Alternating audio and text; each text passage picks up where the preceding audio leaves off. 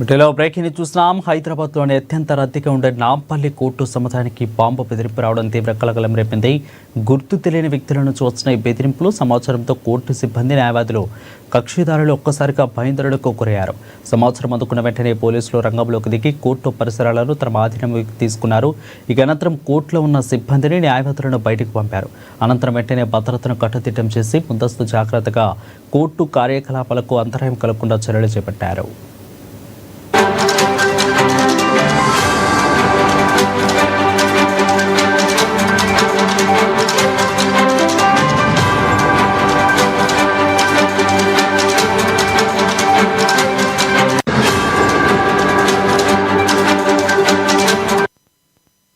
ఇక బాంబు బెదిరింపు నేపథ్యంలో పోలీసులు bomb detection and disposal squad, అదేవిధంగా డాగ్ స్క్వాడ్తో కలిసి కోర్టులోని ప్రత్యేక గదిని, వాహనాల పార్కింగ్ ప్రాంతాలను అనువనువు తనిఖీ చేస్తున్నారు.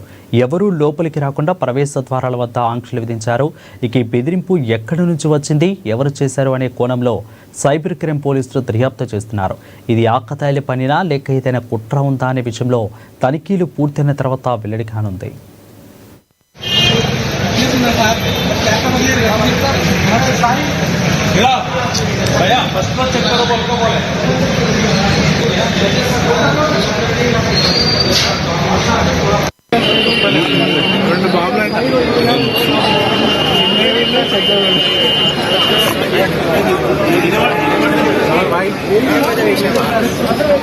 బిల్డింగ్ పడిపోతుంది.